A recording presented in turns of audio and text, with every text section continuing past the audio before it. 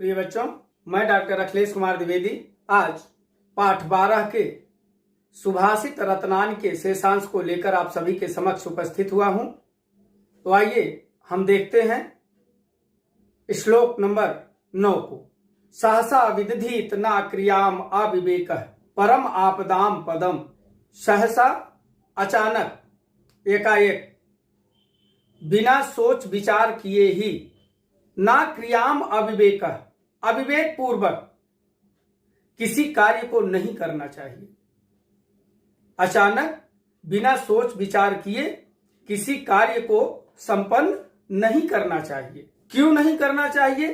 परम आपदाम पदम, क्योंकि बिना सोच विचार करके किया गया कार्य परम विपत्ति का कारण होता है। यह विद्वानों का मत है, यह सूक्ति है, यह रत्न है और इसमें यह बताया जा रहा है कि बिना सोच विचार किए अचानक ही किसी कार्य को संपन्न नहीं करना चाहिए, क्योंकि बिना सोच विचार के किया गया कार्य निश्चित रूप से परम विपत्ति का क्या होता है? कारण होता है। वृणुते ही विस्मय कारिणाम गुण लुब्धा स्वयमेव संपदा। कहते हैं कि जो सोच विचार करके कार्य करता है उसको गुणों की लोभी लक्ष्मी, उसका गुणों की लोभी लक्ष्मी स्वयमेव स्वतः चुनाव करती हैं। इसका तात्पर्य क्या है प्रिय बच्चों? कि जो व्यक्ति अपने जीवन में किसी कार्य को करने के पहले खूब सोच विचार कर लेता है और फिर कार्य को संपन्न करता है, ऐसे व्यक्तियों को गुणों की लोभी लक्ष्मी जो है, लक्ष्मी क्या है? ये गुणों की लोभी है। लक्ष्मी उसी के पास जाती है जिसके पास गुण होता है। तो गुणों की लोभी लक्ष्मी ऐसे व्यक्ति का स्वयं चुनाव करती है। इसलिए अपने पूरे जीवन में बिना सोच विचार किए अचानक किसी कार्य को संपन्न नहीं करना चाहिए, क्योंकि बिना सोच विचार करके किया गया कार्य परम विपत्ति का क्या होता है? कारण होता है। तो प्रिय बच्चों, अब हम नजर डालते हैं अगले श्लोक के ऊपर। वज्रादपि कठोराणि मृदून कुसुमादपि। कहते हैं जिसका हृदय वज्र के समान कठोर है। वज्रादपि कठोराणि, जो वज्र के समान क्या है? कठोर है। जिसका हृदय वज्र के समान कठोर है और साथ ही साथ मृदून कुसुमादपि, और फूल के सदृश कोमल भी है। एक साथ दो चीजें हैं।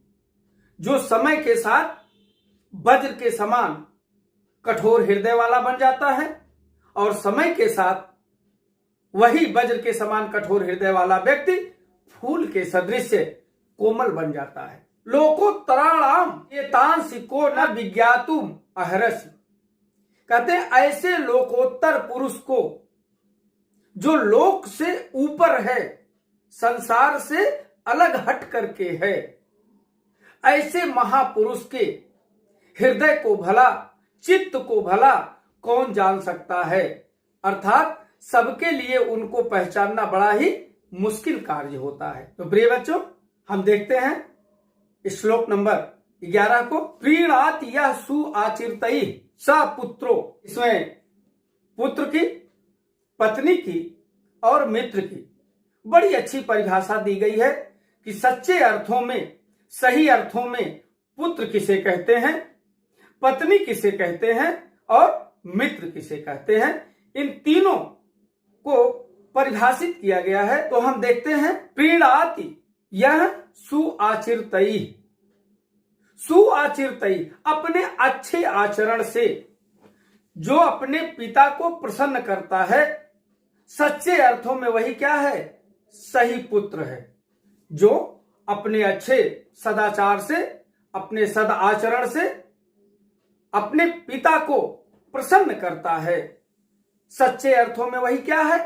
पुत्र है। यद भर्तुरेव तम इच्छत तत्कलत्रम। कहते हैं यद भर्तुरेव, भर्ता शब्द है, भर्ता, भर्तौ, भर्तारा।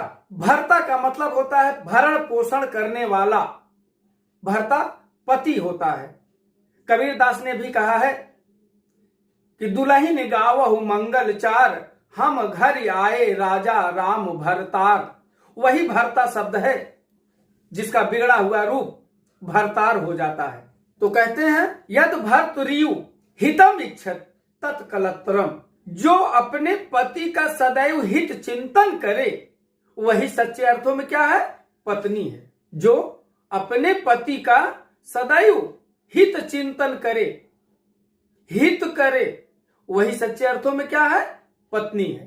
तन मित्रम आपदि सुखेच्छा समक्रियम यद, मित्र की क्या परिभाषा है इसमें, तन मित्रम आपदि सुखेच्छा समक्रियम यद, जो सुख और दुख में सदैव आपके साथ हो, आपका साथ दे, दुख के क्षण में आपके साथ कंधा से कंधा मिलाकर चले, सुख में आपके साथ कंधा से कंधा मिलाकर चले, सुख और दुख दोनों में जो आपके साथ हो उसे हम सच्चे अर्थों में क्या कहते हैं, मित्र कहते हैं। एतत्त्रयम् जगत पूर्ण कृतो लभन्ते, कहते हैं इन तीनों को, ये तीनों कौन है, जो अच्छे आचरण से अपने पिता को प्रसन्न करता है वही सच्चे अर्थों में पुत्र है, और जो अपने पति का सदैव हित चिंतन करती है वही सच्चे अर्थों में पत्नी है, और जो सुख और दुख दोनों के समय में हमेशा साथ देता है वही सच्चे अर्थों में मित्र है। तो ऐसा पुत्र, ऐसी पत्नी और ऐसा मित्र, एतत्त्रयी, इन तीनों को जगति संसार में, इस पृथ्वी पर पूर्णकृतो लभन्ते, एक साथ बड़े ही पूर्णशाली व्यक्ति प्राप्त करते हैं कि उनको ऐसा पुत्र मिले, उनको ऐसी पत्नी मिले और उनका ऐसा मित्र हो। इसी चीज को तुलसीदास जी ने भी रामचरितमानस में लिखा है कि आपद काल परखियो चारी, धीरज धर्म मित्र अरुनारी। तो जो मित्र है, जो पत्नी है, जो पुत्र है, जो धैर्य है, जो धर्म है, इन चारों की परीक्षा हमेशा संकट के समय में होता है। तो यहां पे इन तीनों को महत्ता प्रदान की गई है और इन्हीं तीनों की विशेषताएं इसमें बतलाई गई है। प्रिय बच्चों, अब हम नजर डालते हैं श्लोक नंबर 12 पर। कामान दुग्धे विप्र आकर्षयत अलक्ष्मीम, कीर्तिम सुते दुष्कृतम या हीनस्ति, शुद्धाम शांताम माताराम मंगलानाम धेनु धीराह सुनिरताम वाचम आहु। तो इसको हम अंतिम पंक्ति से इस श्लोक का अर्थ उठाएंगे। धीराह, विद्वानों ने, महापुरुषों ने शुद्ध, शांत और सभी कलाओं की माता किसको कहा है, सत्य और मधुर वाणी को। सुनिरताम वाचम, सत्य और मधुर वाणी को विद्वानों ने शुद्ध, शांत और सभी कलाओं की माता कहा है, जननी कहा है। विद्वानों ने शुद्ध शांत और सभी कलाओं की माता किसको कहा है, सत्य को और मधुर वाणी को।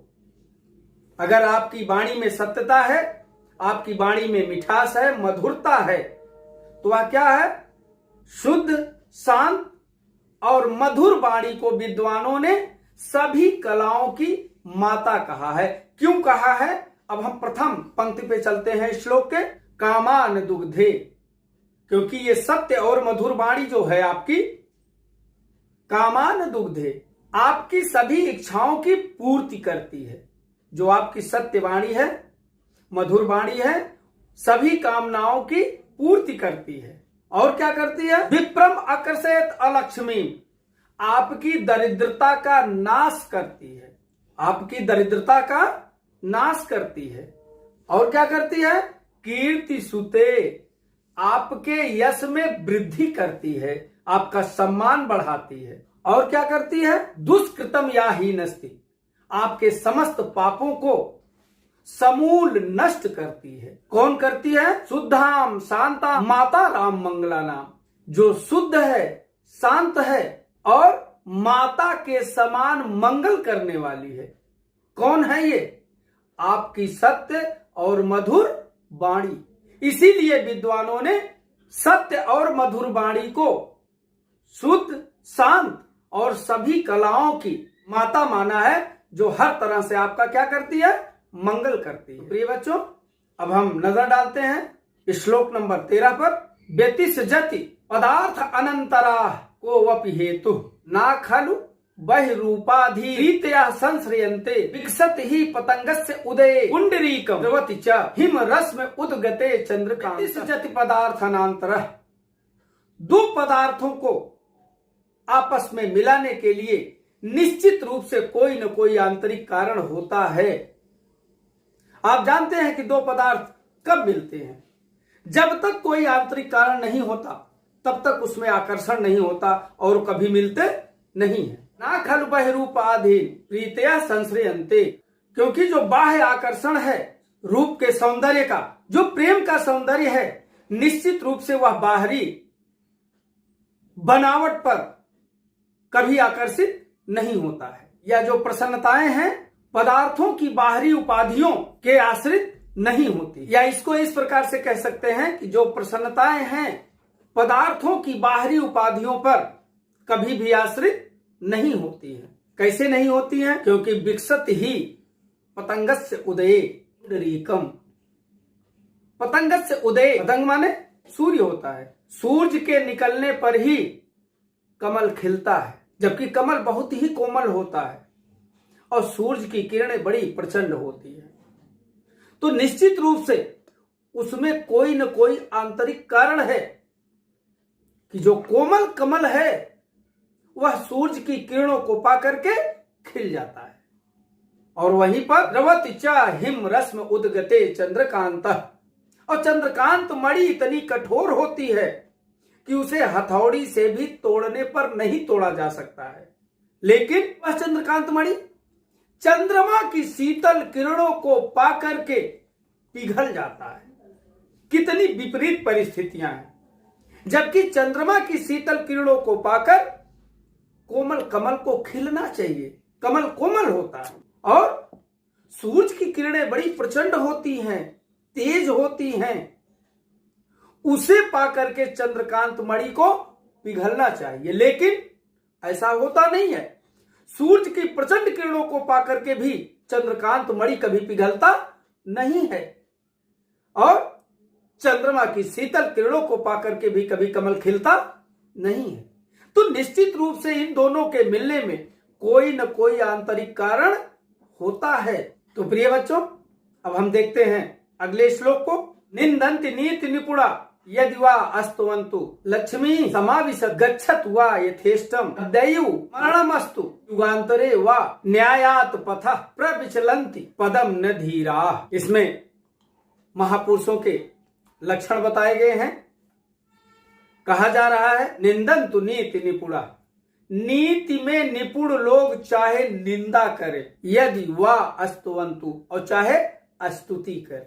नीति में निपुण चाहे निंदा करें और चाहे क्या करें, वंदना करें, स्तुति करें। लक्ष्मी, लक्ष्मी समाविशत गच्छत वा यथेष्टम, लक्ष्मी स्वतः आए या फिर स्वतः ही चली जाए।